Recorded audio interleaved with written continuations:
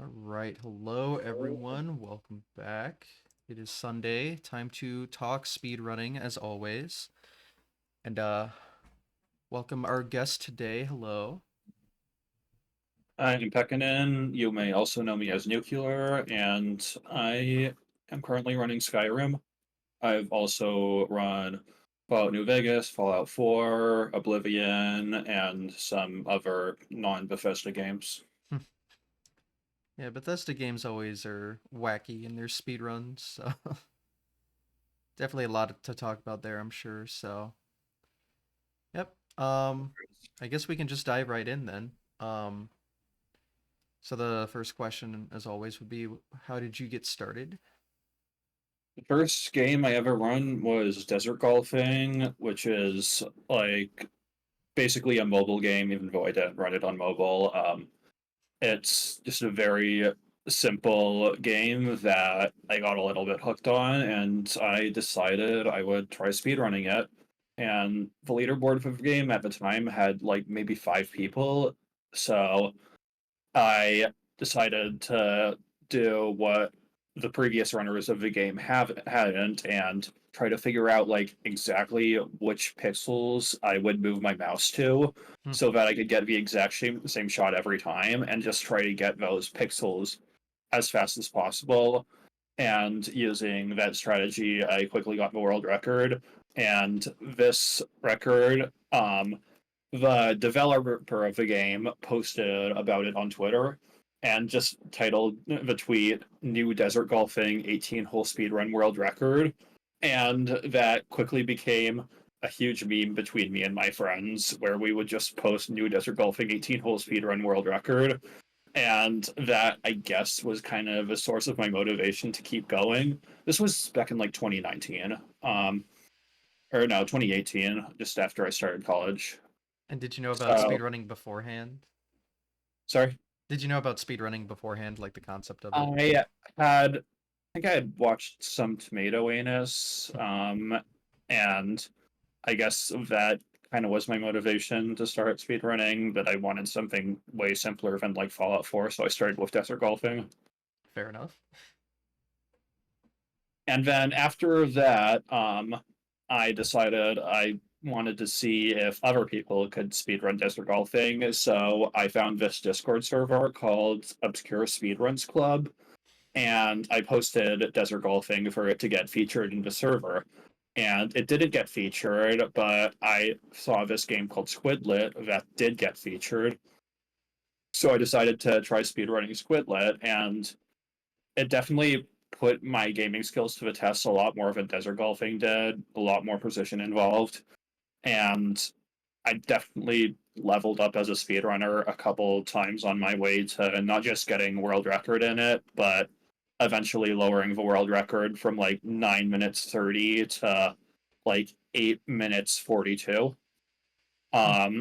For a while, I was in a sort of back and forth for the record with this other runner, but I still have the world record in that game today, about 4 years later. And that really sharpened my skills, I think. And it made me start to feel like I was ready to move on to the kind of 3D Bethesda games that got me interested to speedrunning in the first place. So that was when I moved on to New Vegas. Got it. It's cool that there's And a Discord for like obscure speedrun games. yeah, That's cool that that exists. I haven't heard of that yet. yeah, It's crazy. There's so many obscure games that Discord's got to be like full of a bunch of just random stuff then. yeah, yeah. You'd know better than I. But yeah, so I as I'm seeing in chat, I guess that explains your Twitter handle. Yes, it does. And could you explain like what that game is? I've never heard of it, so It's a 2D platformer. It's not a Game Boy game, but it's a very Game Boy style game. It's definitely like a homage to the 2D platformers of the Game Boy era. And what makes it, put your skills to the test, I guess. Very precise movement. A lot of stuff that is either frame perfect or near frame perfect. Of course. I know all too well.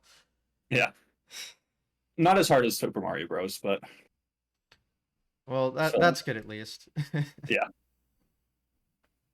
All right, so going from golf and 2D platformers to kind of a major step, I'd say. Yeah. Yeah.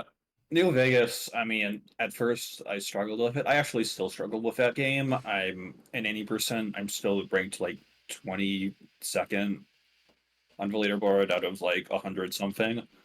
Um, which like I feel like I should be ranked higher given how much time I've put into it. Which is like at least 100, 200 hours. Um, but it's definitely it was definitely a really challenging game to get into. Even after having spent a while in Squidlet practicing. And yeah, I don't know what to say about New Vegas.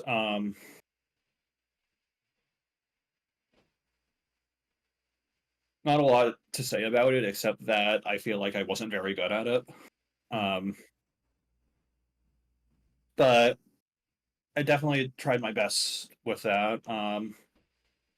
And around that time, I also ran a couple other games. I ran Mario Odyssey for a bit. I ran The Outer Worlds for a bit. I ran Pokemon Let's Go Eevee for a bit. I ran a game called Fossil Fighters where there were like 10 people on the leaderboard, and I got the world's first sub 6 hour run. And now it's gone like sub 5 hours. So it's been fun watching that develop.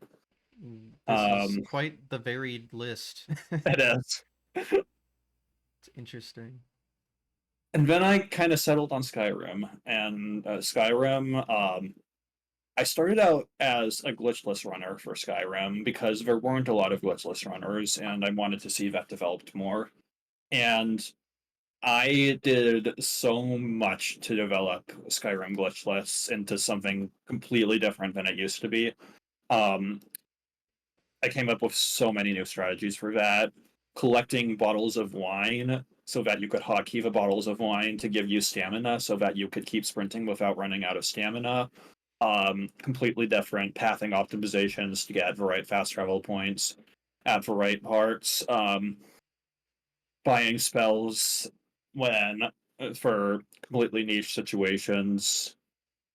And I got that into GDQ. I should actually mention that I also got Squidlet into GDQ. Oh, nice. A GDQ 2020. So that was fun. I got to run that for Oh, 10 minutes. AGDQ, you said? A GDQ Oh, 2020. so that was or the last in-person one before COVID hit. Yeah, it was. Nice. Ran Squidlet at AGDQ 2020, and then I ran Skyrim Glitchless at AGDQ 2021. And that was online. Okay. That was online. Hmm. Interesting. I And was at AGDQ after I, 2020, so fun fact. sorry, I was just saying I was at that event 2020, oh so yeah. fun fact. I don't know. So as I was developing Skyrim Glitchless, I lowered the world record from 1 hour 18 minutes all the way down to 1 hour 8 minutes. And then a new challenger approaches, Lithium L from Japan, and he really gives me a run for my money for a while. He lowers the world record by another 2 minutes with such good pathing optimizations, such good dialogue optimizations, just mashing faster than I could. Um, and that really forces me to level up as a speedrunner even more to try to beat him. And for about a year or two, I wasn't really focused on beating him. Like I didn't think I could beat him. I had gotten 108.44 on about 2 years ago, and then he lowers it. So what 2 years ago I got 109.28. And then as Lithium started to get better, I realized I needed to defend my record, so I lowered that to 108.44. And then over the next couple of months, Lithium lowers it all the way down to 106.55. And then me and Lithium are working together, and we discover a new major routing optimization that Lithium uses to lower the world record to 105.48. And then after that, I spend a couple months grinding to beat him, and eventually I do beat him by 11 seconds. And so I got a 105.37, and then he immediately gets back to work, responds with a 105.15, and then a 105 flat, which is where the world record stands now. Hmm. And that really pushed my skills. He eventually beat me, but I'm very glad that I was able to beat him once.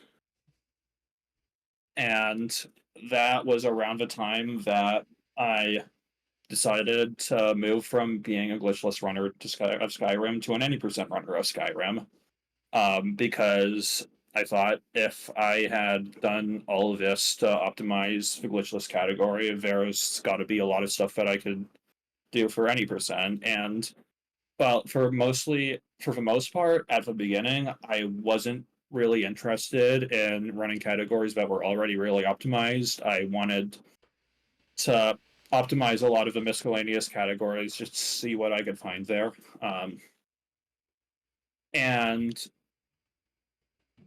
the first one I did was this category called Ebony Warrior, and it's a really weird category because it requires you to get up to level 80, and in Skyrim, getting to level 80 is supposed to take forever. So, and only one person had ever really run this category, and that person is Waz, who is easily the goat of Skyrim speedrunning. He held the main quest world record for over 7 years straight, just utterly destroying everyone else in the process. He held so many other world records in the game. And at one point, he decided to run this Ebony Warrior category. And he used a well-known exploit in the game called the Fortify Restoration loop to beat it. And that is basically this alchemy loop where you get alchemy effects that stack exponentially. So eventually you're making potions with extremely high effects, and because you're making potions with extremely high effects, each time you make a potion, your alchemy instantly gets you from your alchemy instantly gets leveled all the way to 100. So you do that, you reset your alchemy back to 15, and you repeatedly get your alchemy to 100 17 times, and that gets you to level 80. And you also make a potion that like increases your combat damage so that you can one shot this level 80 NPC who's supposed to be the hardest NPC to beat in the game. And Waz did that in 14 minutes, and the video of that run got something like 1.7 million YouTube views. Yeah, that does sound pretty absurd. I can see why YouTube ran with that one. Yeah.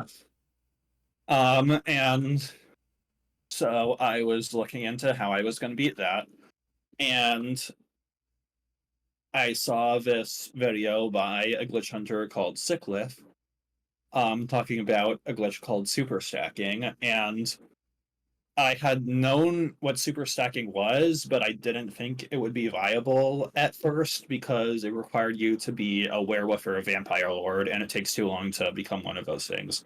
But I watched the video anyway, and near the end, he mentioned something that seemed subtle but made me realize that it was possible to do this glitch without becoming a werewolf or vampire lord if you play as a Khajiit and become a regular vampire, which is way faster than becoming a vampire lord. So I get to work starting to route this Khajiit vampire super stacking route. Um, and I start to see things in the route that like this can work. I can go to Windhelm where there's this NPC that I can hire as a hireling, and if I give him a weapon that I've smithed to an extreme degree using these potions that I make with super stacking, then if he hits me with this weapon and I've given myself a potion of extreme fortify health so that I can actually survive the hit, then my heavy armor skill will instantly get leveled to 100, and I can just repeatedly have this NPC hit me and repeatedly get my heavy armor to 100, and that'll get me to level 80 faster. So I do that, and in a day, I beat Waz's time by 3 minutes. Hmm. And this quickly gets picked up by IGN, by Games Radar, by all these big publications. Video now has like 300,000 views. It's the most watched video on my channel, and I keep at it. That time got 11 minutes 47 seconds. Someone at IGN interviews me, and I asked me about my future plans. I say I want to take this under 10 minutes. And a few weeks, not even a few weeks, less than a week later, I got 9 minutes 55 seconds, and that's still the world record. Damn. And that was, and that really made me realize that there is a lot of potential for me to find new stuff in this game. Yeah, it sounds like Skyrim's all about routing. That is Yeah, like the defining feature of optimization in that an game. open world game with a lot of stuff in it for you to work with. Yeah.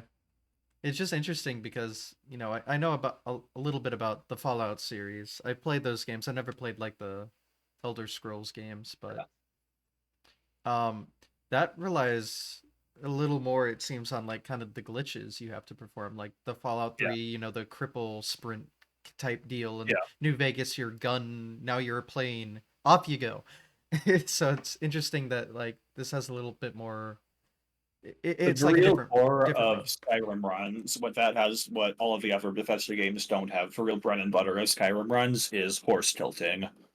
Hmm. And that's a glitch where you get on a horse, walk on your horse to like a slope that causes your horse to tilt at very close to a 90-degree angle. And while your horse is tilted at almost 90 degrees, you dismount the horse, and at that time there's like this calculation that tries to put you on the ground after you dismount the horse, but when you're at nearly 90 degrees that calculation breaks and you start flying off in one direction, and that just causes you to move at hyperspeed Is it like until a you cannon launch into the air, or do you just like get insane ground speed and you can kind of maneuver? you can launch into the air. Oh, okay, great. Yeah, So all of these games are just, you can fly, essentially. yeah, you can fly Fantastic. pretty much. You can't do it absolutely everywhere because it takes some time to set up, and then once you have to stop somewhere, then you have to lose your speed. But yeah, you can just fly to any location pretty much, and Love that. that is that was found in early 2016, and that was basically the time that WAS came back on the scene. Because WAS had done some Skyrim runs in like early 2013, but as soon as horse tilting came around, he picked the game back up, and he was way better at horse tilting than everyone else. So he just immediately started destroying everyone because it's surprisingly hard to control. It's harder than it looks to control your horse tilts, because part of the reason for that is um, if because when you're moving at those speeds, you get a lot of lag frames, and if you tap one of WSD keys during one of those lag frames, your character briefly locks, and you have to double tap a different key and then tap a different key to regain control of your character. And because your game temporarily locks, whenever that happens, if you hit the ground during that lock, then you just die from fall damage. So it's hard to control, harder than it looks to control those horse tilts. Um, but yeah, and that was that was found in early 2016, around the time that another glitch, load warping, was found. And load warping was actually first found in Oblivion, um, where you make a save in front of a door that you can open, and um if you activate that door and pause the game on the same frame, then if you load another save, then the trigger to go through the door gets executed after you load the save. So what that in effect means is if you make a save facing a door, then any time you want, you can load that save. You can make a quick save, load that save facing the door, pause the game, and open the door at the same time, and then load the quick save you just made to basically teleport back through that door. So that was found in Oblivion, completely changed Oblivion runs. So people tried to look into how that was going to work in other Bethesda games, and they couldn't get that specific type of load work to work in Skyrim. But what did work in Skyrim was like this different type of cave entrance load warp, where you pause the game on the same frame that you go through a kind of cave entrance or loading zone that you go through, and that allows you to load warp through the cave entrance and loading zone in the same way. And in Fallout 4, people found both types of load warps, the door load warp and the cave entrance load warp, but nobody could figure out the Skyrim door entrance load warp until 5 years later, when Sicklif came along and discovered something called dead loading. And this was a very unique glitch. It completely it seemed to have a lot of utility, but the problem was there was this really involved setup for it. So what Sicklif found is that when you load a save, the game deloads your current character before loading the new character, and it does this deloading of your current character in like a series of stages. And under certain conditions, that process of deloading your character can cause your character to literally die during the loading screen. And Sicklif found this and called it dead loading.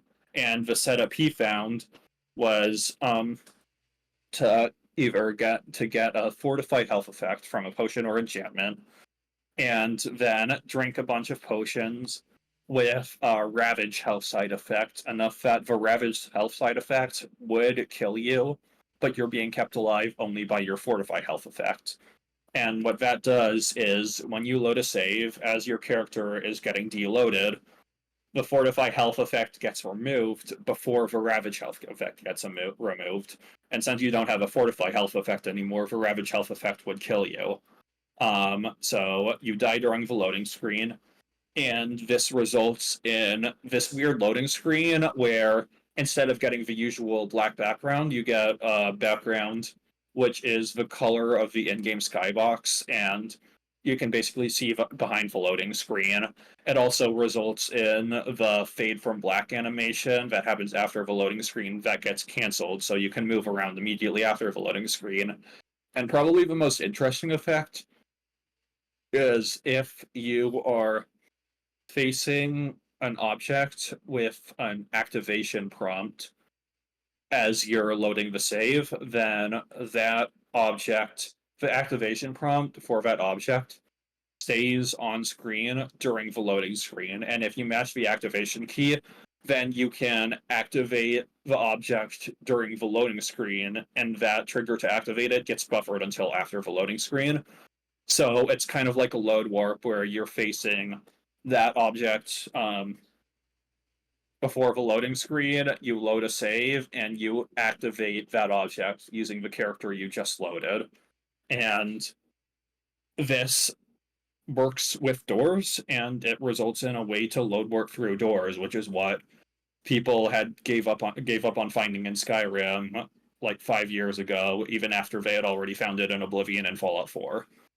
But because this requires both a lot of crafting and also crafting with specific ingredients that you are going to need some RNG to find, um, it just was deemed not viable for almost any categories. Um, and that was going to be how it ended until June of this year. I was experimenting with using Shrine of Arche boosted with extreme restoration potions to get very high amounts of health in the long term so I could survive horse tilts easily. That could be used in long categories like all achievements. And I noticed that I was getting dead loads without being under a ravage health effect at all. And this led me to notice that if if you have a fortify health effect specifically from Shrine of Arche, which just gives you 25 points of fortify health, then if you just take enough regular damage, doesn't have to be revenge health, just regular damage, until you're being kept alive only by the Shrine of Arche, so you're under 25 health, then that sets up the conditions to make dead loading possible. And this was like a way faster setup than the one that Cyclith originally discovered, and it turned out to be useful in the any percent category. So I decided to start seeing how it can be applied to any percent, and I made a new any percent route with it.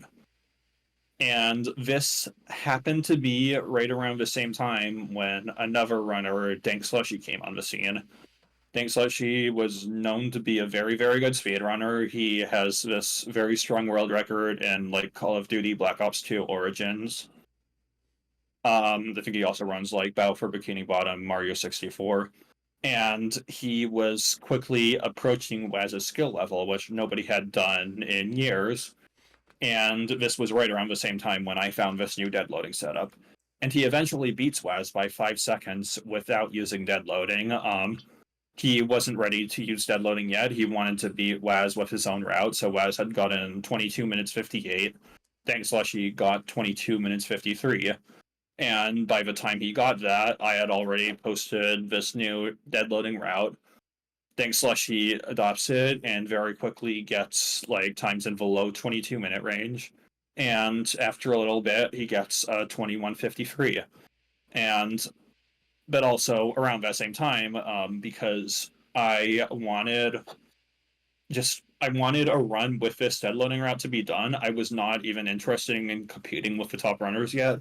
I just decided to start doing runs with this dead loading route, and I was improving faster than I expected.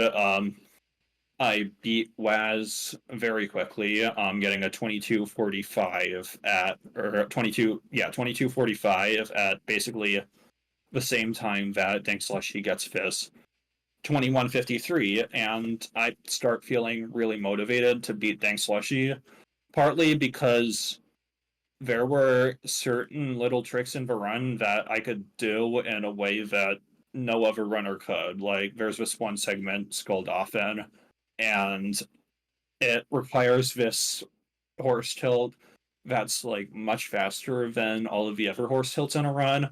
You normally don't want to do horse tilts that fast because when you tilt across distances that fast, that causes the game to lag a ton. But because the tilt in Skull Dolphin is in an enclosed space, you want to get that it won't lag, and you just want to get that tilt to get enough height to get into the portal to Sovngarde. And I realized I was able to do that tilt a lot faster than a lot of the other runners and maintain control of it. And the best time that any of these other runners had gotten was like 17 seconds in that segment.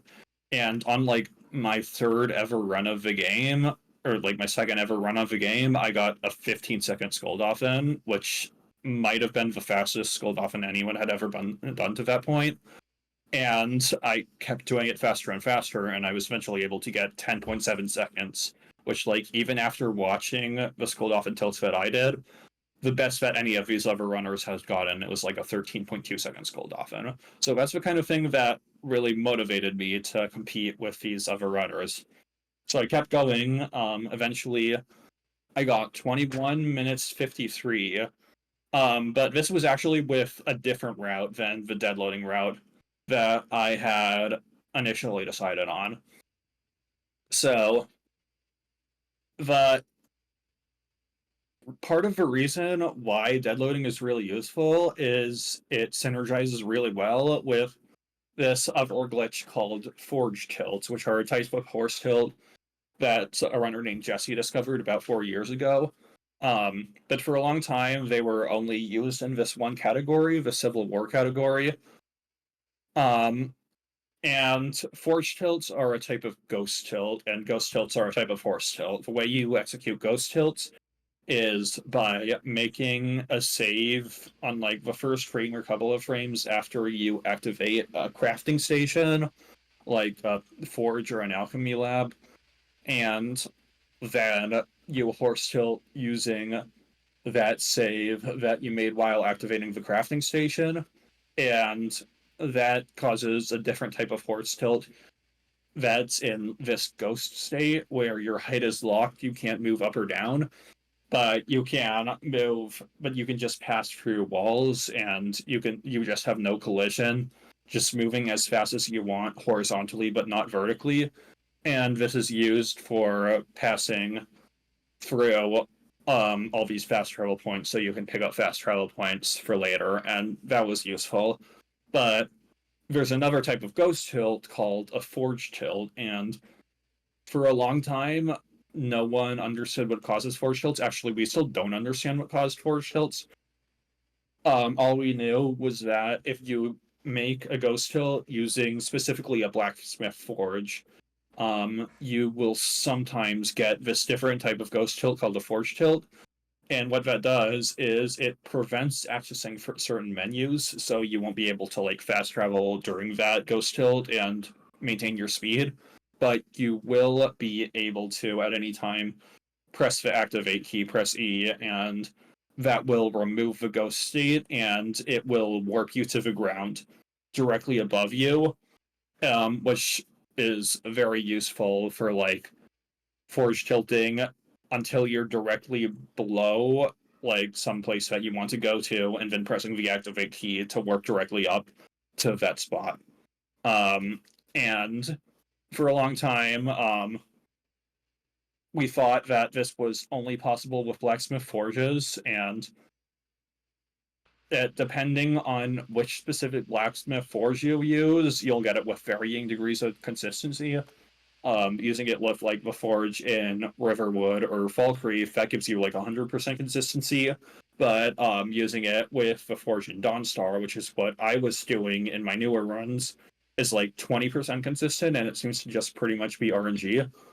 So I was using this forge tilt in Dawnstar to just because of the off chance that I get a forge tilt, because the route I was using, it still works if you get a regular ghost tilt with Dawnstar, but it's better if you get a forge tilt because you can just press E to up warp.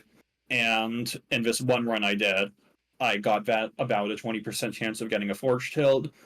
And that completely saved the run because I made one of these saves in the dead loading state under 25 health at a bad location, so that when I loaded, I got this thing called, I'm glossing over a lot of stuff here, but when I loaded, I got the COC up warp in the wrong location, but I was able to use the Forge Tilt up warp to save the run, and that's how I got my current PB of a 21:53. And then later the same day, Dang Slushy gets this 21-minute 12-second time, which I am going to beat at some point. I don't know if I'll ever beat Dang Slushy, but I'm going to beat that 21:12. And I'm also going to get sub 20. I don't know if I'll be the first to get sub 20, but I will. Hmm. And, that's going to happen. Within a year. I made that prediction a month ago that it'll happen within a year. I stand by that. It's still a bold prediction, but I really think it will. And it's a bold prediction because no runner even has sub 20 sum of best. Um, Hmm. Me and Dink Slushy have both 20 something sum of best, but there are so many small optimizations that can be made. It's a very fast paced run, with a lot going on, so it's gonna happen. Mhm. So All right. you two are like kind of racing for it, I guess, very Yeah. slowly Yeah. because again, optim time cuts in that game are gonna be smaller and smaller at this point. Yeah. Sounds like. Yeah. Um, but the most recent thing that just happened a couple of days ago is, um, well, actually, this happened about a little over a week ago. So I was trying to find a way to consistently get that Forge Tilt with its Forge and Dawnstar because remember, it's like a 20% chance and it feels like it's basically RNG. So I was trying to find a way to get that consistently. And Laz comes in my chat and I tell him that the reason why it's so useful to get a forge tilt at this particular forge is it's the only forge in the game that's at a low enough altitude that it's below all the places that I need to go to get forge tilts.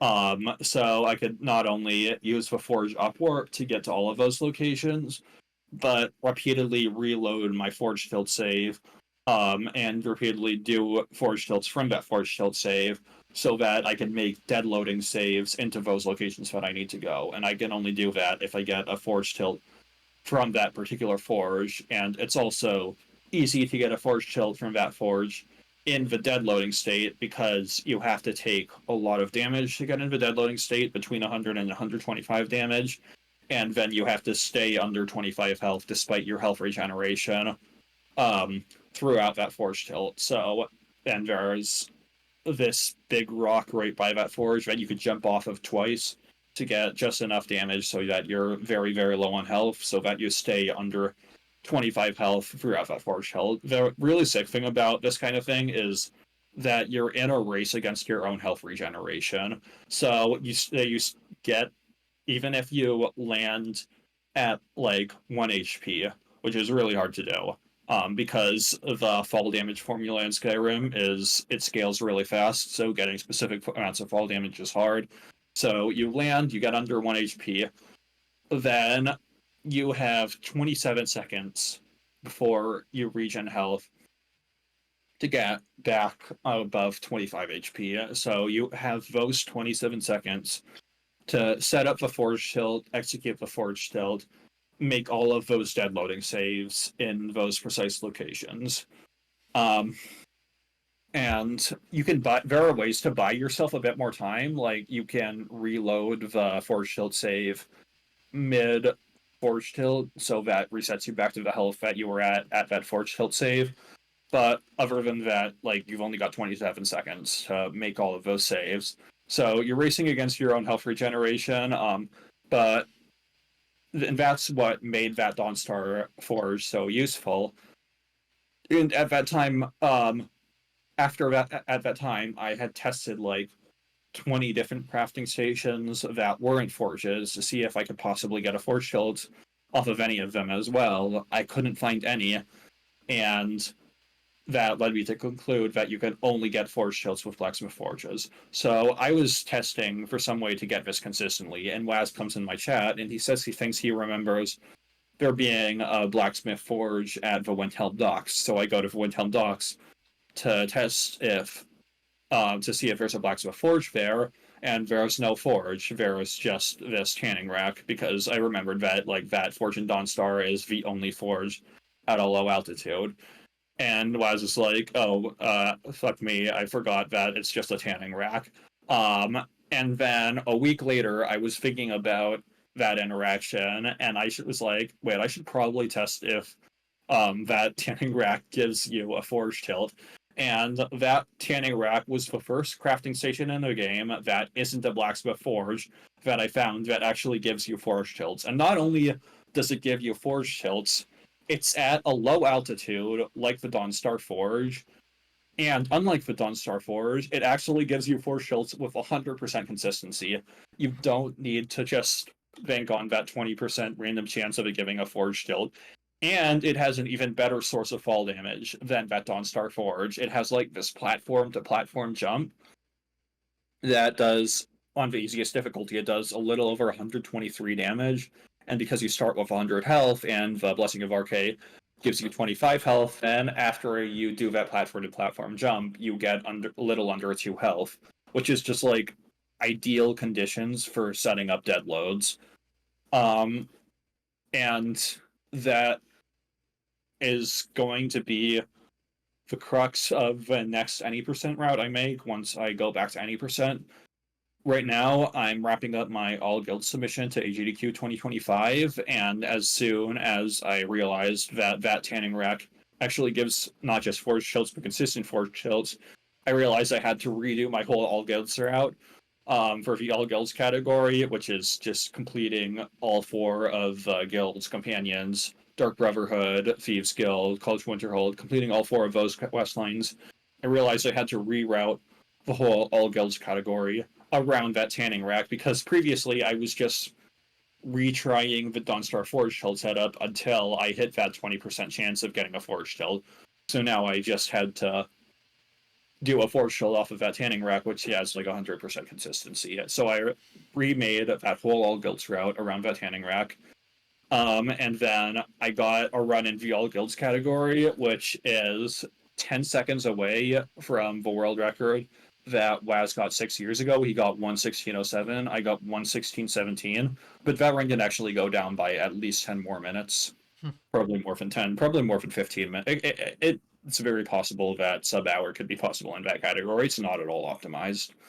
But I'm going to keep working on optimizing that category with the tanning rack. And after I'm done with that, I'm going to make a new any percent route with the tanning rack. And it'll be a lot nicer than what I was doing with the Dawnstar Forge. That's like, okay, if you don't get a Forge Tilt, you're just gonna deal with it and hope that you don't screw up. So, yeah, that's how Forge Tilting has completely changed the run, how dead loadings have completely changed the run. Why? Because of dead loads, because they're used for load warping. Why load warping is a way bigger part of the run than it was just a few months ago. Why we make a lot more saves in the run than just a few months ago. Like, the structure of the run has just completely changed. Like, in every category. Yeah. And with this new route, since it's not been put into like a run yet, is there like an estimated time save, or does it just make it easier? That's hard to say. I mean, I think it may just make it more consistent. I don't know if it'll even save time. Mm. Okay. Just having 100% consistency of forge tilts instead of 20%. Yeah, I mean, Yeah. obviously you want to eliminate any RNG in Yeah. your run, Yeah. so it makes sense. But yeah, I mean, that sounds like a lot of development happened Yeah. in a short amount of time. Yeah.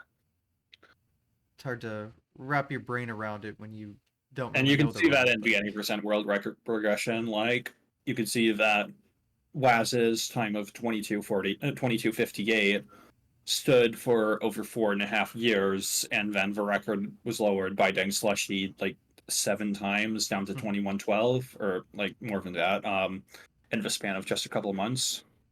wow, Thanks to dead loading and thanks to forge tilts, got it. which forge tilts are now a lot more useful because of dead loading. All right. And Yep. dead loading is now viable because of that Shrine of Arcade dead loading setup that I discovered. Yep. A lot of developments, and Yeah. it has not all been put into practice yet either. So Yeah. No, some of it's been put into practice. I mean, yeah, just not yeah, all of them. yeah, yeah, So it sounds like the future things will happen. yeah. See the new event. It's exciting, and I'm working on a video with Lunatic J about all of Mm, this. So really of excited, course. really exciting exposure for what's been happening in Skyrim runs. Yeah, I mean, it sounds very complicated. It's It's complicated. but I It'll mean, be if this gets into AJAQ, I'm gonna have a hard time explaining it all so that everyone's following along. yeah, I mean, yeah, it's hard to describe the intricacies of some speedruns, especially if it's like a 3D game with like loading and stuff. It's like Yeah, and their weird ass physics engines that cause whatever. Like I'll check out those Fallout runs, and even though I've gotten like some pretty good explanations of how they work, it's like, okay, but what what's going on here? So that's just how it is, I guess. I don't think you can ever really fully understand it unless you actually do it yourself. Hmm. Yeah, there's just an understanding that is lost if you're not doing it. Yeah, I mean, there might be 10,000 videos on Mario 1, but you're not going to like understand unless you actually try it, right? yeah, So, that just applies to any run. yeah. So, the joys of speedrunning. We try to explain things, but boy is it hard.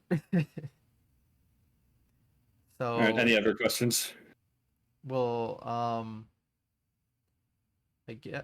mean, I'm not gonna be able to fully understand any of that. I'll be real, without seeing it, of course. But Without seeing it, yeah, it definitely helps to see it. yeah, I probably go Like if into it I and be like, oh, oh, oh, you know. if I like play a video, can I like play this on stream and you can like watch it and I can explain as I've never done that before. haven't? Okay. I don't think I'd be able to do something like Okay. that. Yeah, I put up a layout and called it a day. I'm not prepared for tech wizardry, Yeah.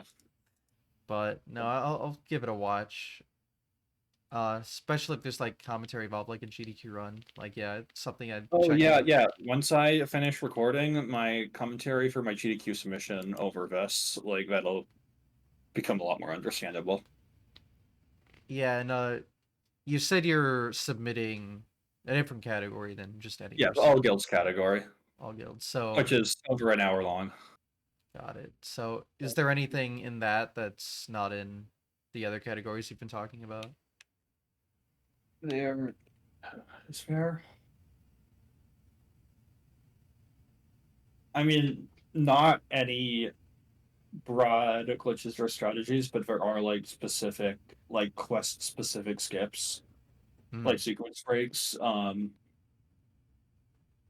There is one thing that I've been meaning to implement in the category, which could potentially cut a couple minutes off of this category, is this glitch called NPC mind control, Oh. where you cast like attempt to cast but fail to cast a reanimation spell right next to an NPC, but fail to cast but you don't have enough magicka, and that causes that NPC to just start following you around everywhere.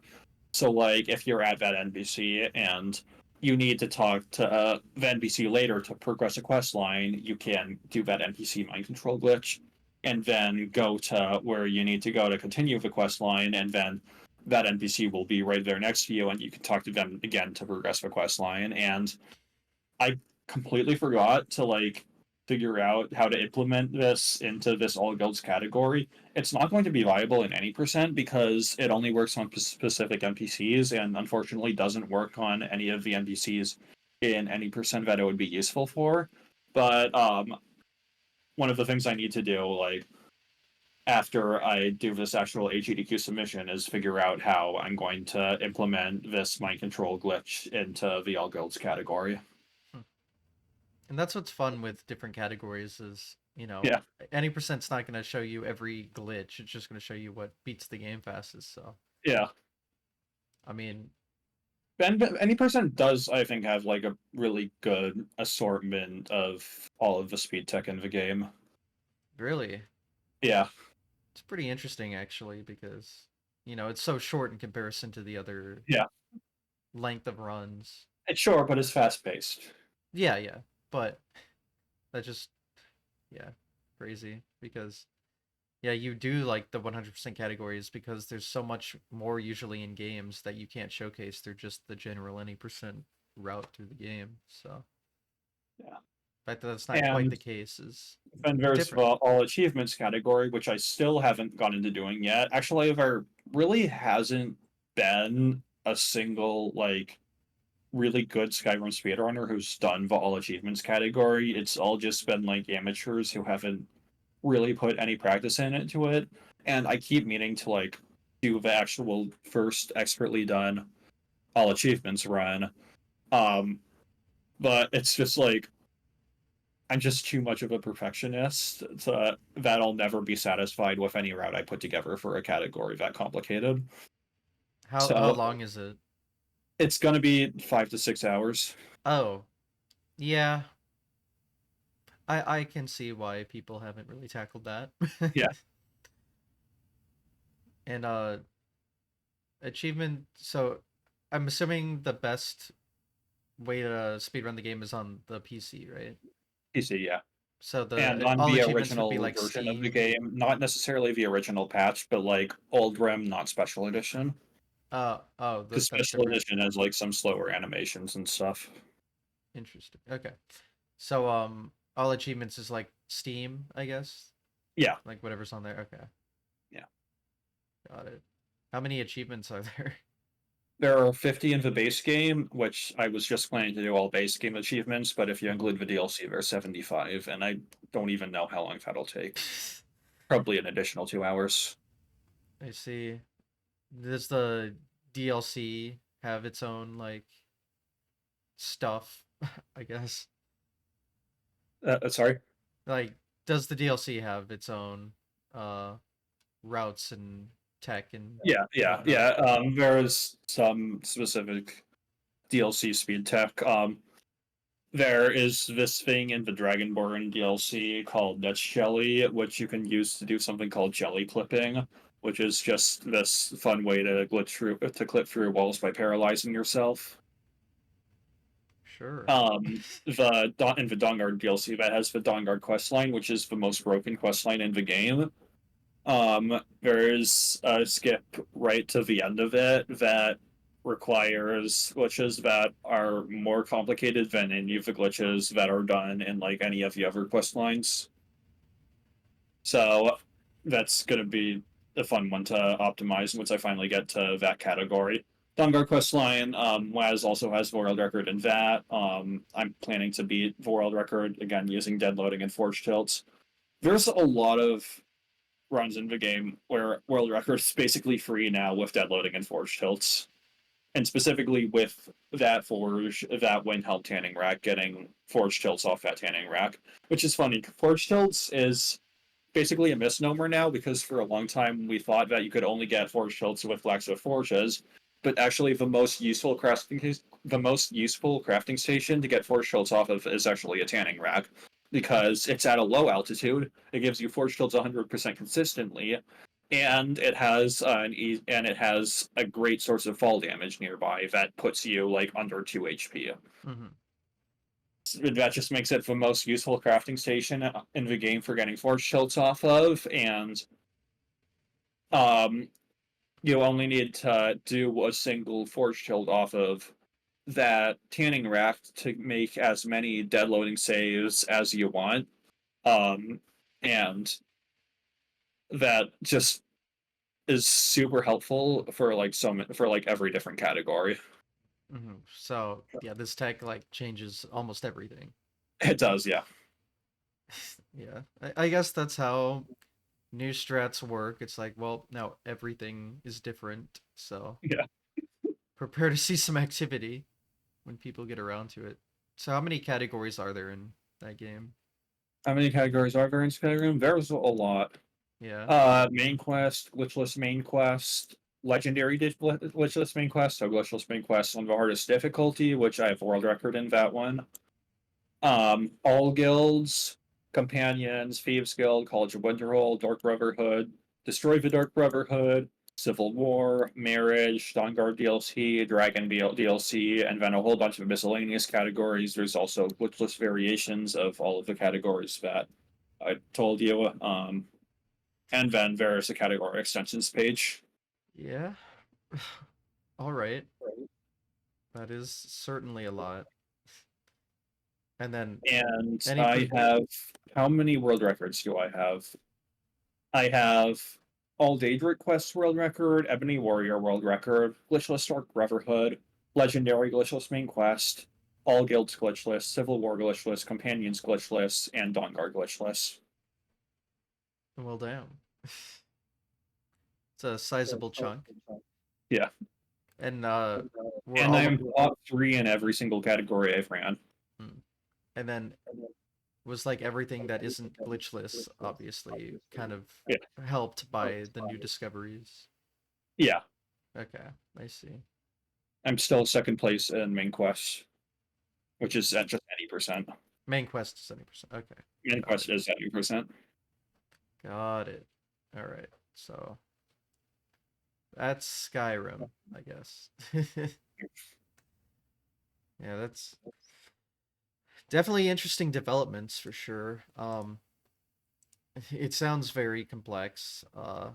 And again, I'll need a visual, so I'll have to look that up later myself. Yeah. But Yeah, that's Yeah, I mean, if you really want to understand it, after I record this commentary over my All Guilds run that I'm submitting to GDQ, then that commentary over the video will definitely help a ton in understanding everything. okay. Are you gonna like release that publicly as I, well? I mean, I can send it to you, yeah, All right, that's fair. But I guess you or said I could just yeah, I'll unlist it. okay. I was gonna say also you said about you're collaborating with Lunatic for a video about the new Yeah, strategies, so yeah, I'm sure that'll help yeah, as well. yeah, yeah.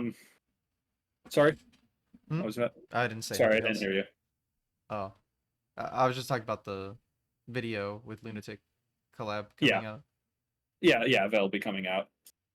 So Yeah, that'll he probably was gonna help. work on it. It's in September, but then in September, that had the Mario Sunshine Ace, so he had to make a video on that Yeah, one. yeah, a lot of crazy speedrun stuff recently. Yeah, That's for sure.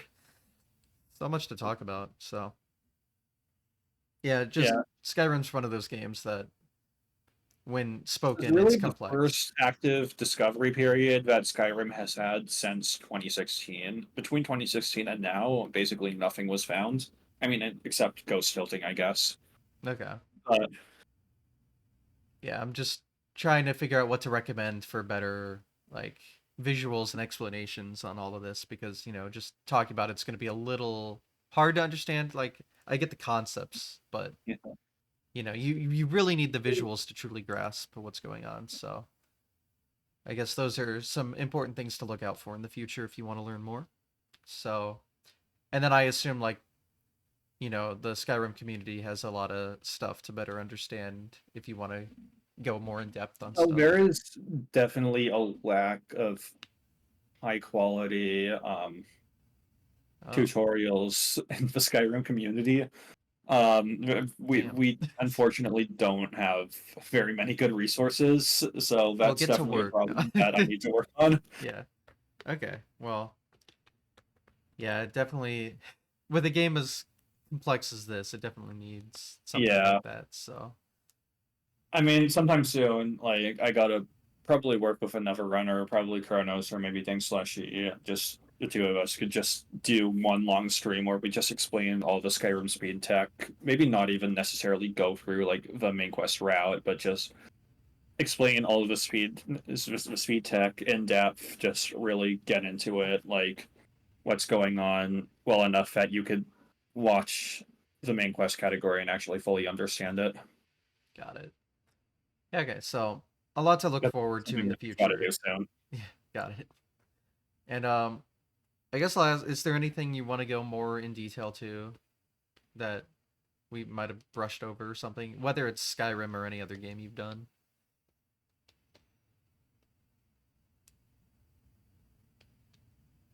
I also kind of want to talk about like some of the funnier little glitches in speed tech in Skyrim. Go for it. There's something called fork warping, which I recently realized will be useful in the all data requests category. So there are these objects in Skyrim called forks, and there are a couple different types of forks. There's a fork in the weapon category of items that you can use as a weapon that does like one damage. There are these fork objects that just appear in the world like as textures that you can't pick up.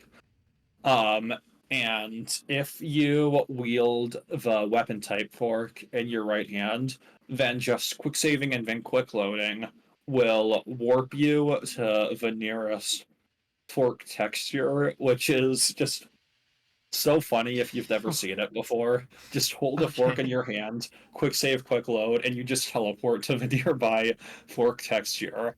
And after you've completed a certain amount of Dark Brotherhood quest line, there's an NPC named Balbus who can come up to you, and he'll give you his fork. And his fork is something that you can just drop on the ground, and after you drop it on the ground, it sets your new location for fork warping. So you would just drop it on the ground, and then you go to some other location, and then you want to get back to where you dropped it. So you quick save, quick load, and you just teleport to where you dropped Baldus's fork. And this is never going to be, probably never going to be useful in runs because Baldus's fork, um, finding Baldus in the world is like crazy amounts of RNG that you just can't control. Um, but just regular fork warping to those little objects with those object forks that appear in the world that I recently realized is going to be useful in the all date requests category. So when I reroute the all date requests category using dead loading and using force shields, I'll also throw in some fork warps. That's absurd. I love that kind of shit. I feel like it's always Bethesda that has just the wacky warp stuff. I don't know. What else is there?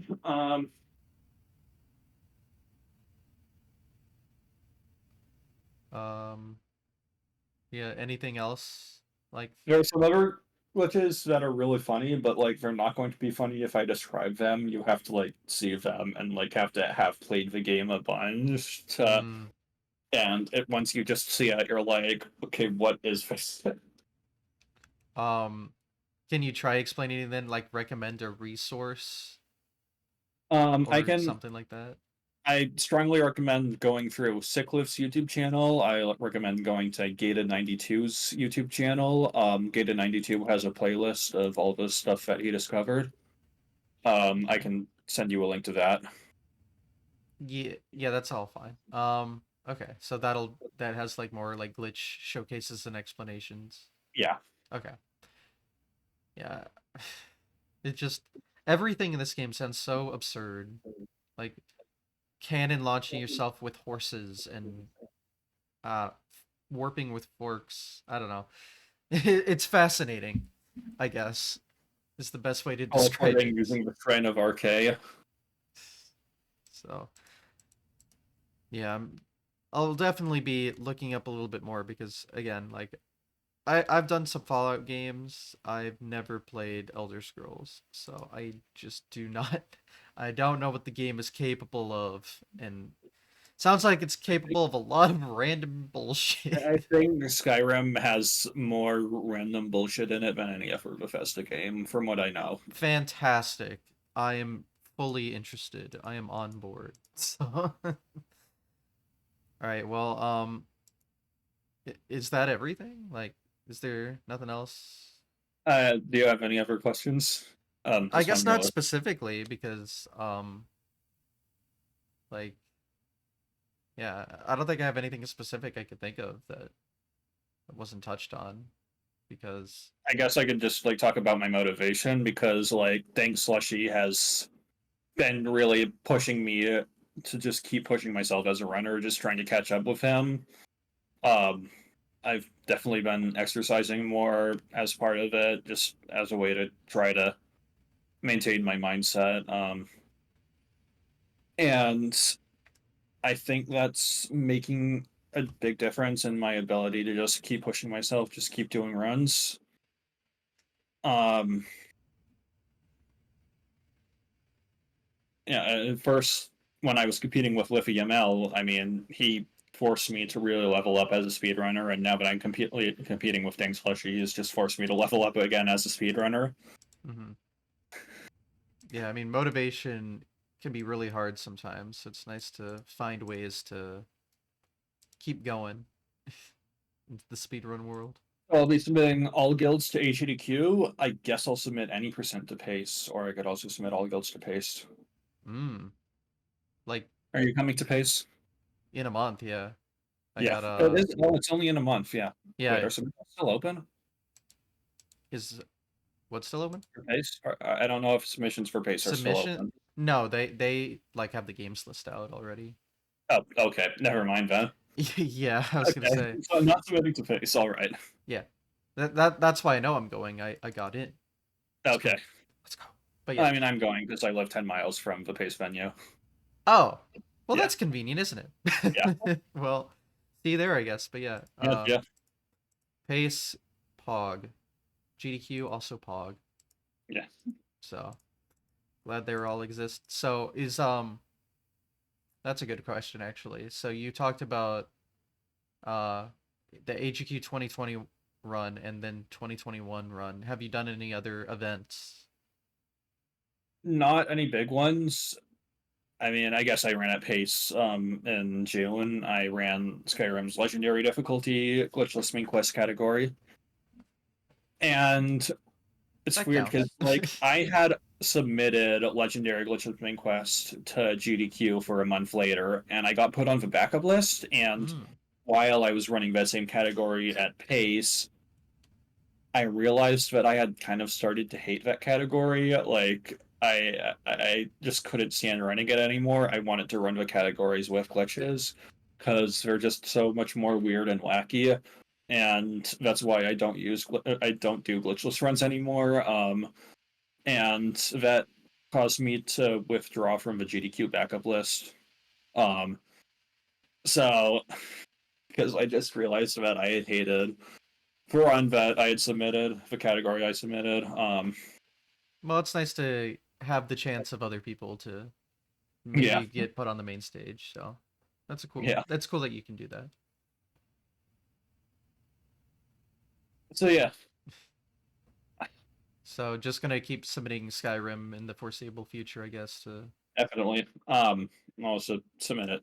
I should also keep monitoring what other marathons are happening, so I could just submit it to whatever I can.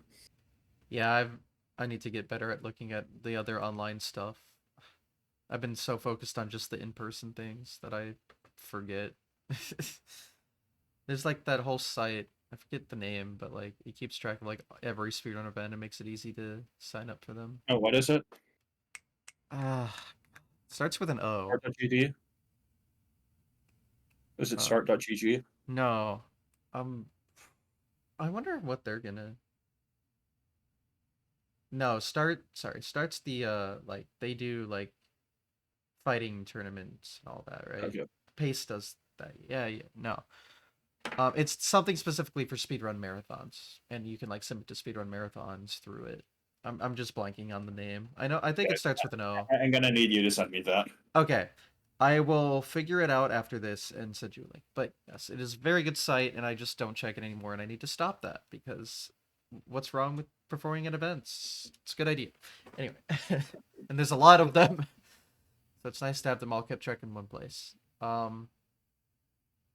But yeah, speaking of future plans, I guess, is there anything you could, that you're doing in speedrunning or streaming or whatever in the foreseeable future that we didn't go over? Definitely gonna do that all achievements run at some point. Mm-hmm. Just get that category out of the way. Do and just put all of the weird shit into the all achievements run, all of the jelly clipping, the NPC mind control, the fork warping, the Khajiit vampire super stacking, or I guess probably not play as Khajiit, but I'm still gonna do some kind of super stacking to get those crazy high potion effects. I'll just be able to showcase so much stuff in that category. Mm-hmm. It's cool that like with a lot of the categories you can just showcase every wacky ass glitch in that game.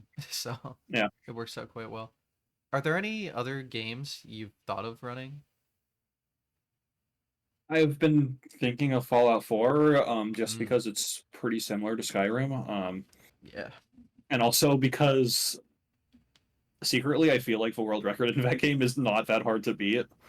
Um, Well, you might eat like, some humble pie if you try it, but okay, but the reason, so Tomato Anus got this world record time a while ago of like 35 minutes, 56 seconds, and then Elongated Musket Gun beat that by like 10 seconds, after a bunch of new stuff has been found. He only beat it by 10 seconds, and then Elon started running Skyrim, and he got this Skyrim any percent run that was second place at the time. I asked him, "Do you think your Fallout 4 any percent run or your Skyrim any percent run is better?" He said, "My Skyrim run for sure." And then I beat his Skyrim run by 2 minutes. So if I can beat I his Skyrim run by 2 minutes, I really think I could beat his Fallout 4 world record. oh, is that Fallout 4 record still the record today? It is still the record. Okay, I guess with that Nobody context, it runs makes a Fallout little 4 more any percent sense. anymore. Okay. Nobody. It's such a dead game, and that world record is just, I feel like it's just free right now. So, Well, and so it's pretty similar to Skyrim. I feel like why not go for it? Yeah, especially if the games are similar. Like, Yeah. were they in the same engine? Yeah, they're in the same engine. Okay, I thought so. Yeah. So, yeah, maybe.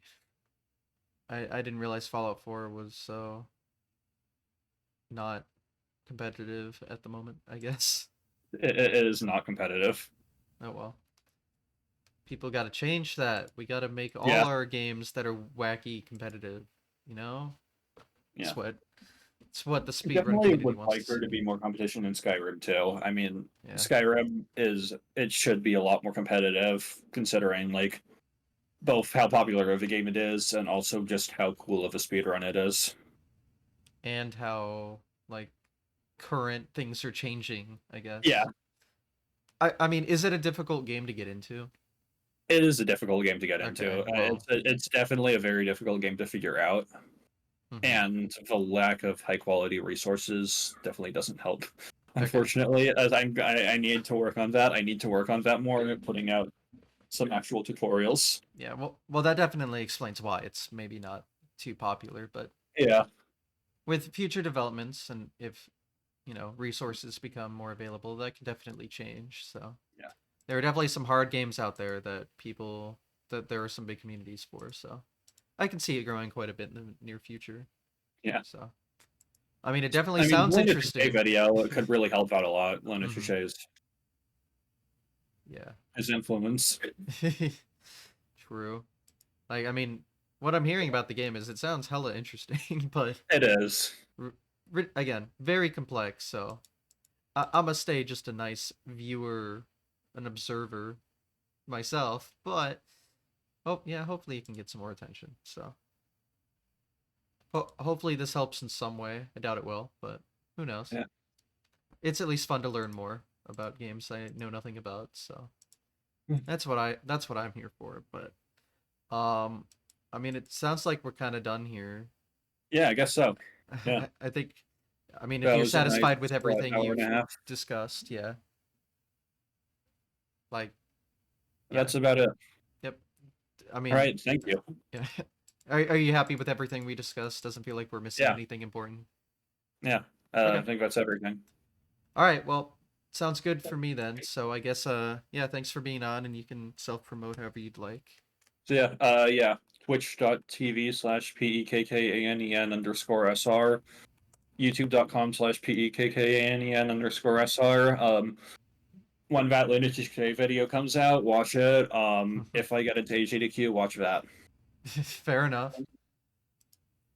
Sounds good. I'll definitely keep an eye out because now I gotta do the research and understand what the hell we've talked about. Yeah. So yeah, there we go. All right, nice Any short and sweet videos? episode today. Yeah, but yeah, I appreciate it. I know this was short notice, so I appreciate you doing this nice and quickly, and the interest, of course, in the show. And yeah, wrap it up here. Thanks everyone for watching. You know the drill. YouTube, watch there, watch here live if you're there. Blah blah blah. I'm so good at outros. It's my truly my specialty. But yeah, well, we'll call it a day. So thanks again, everyone. Take care. All right. Bye.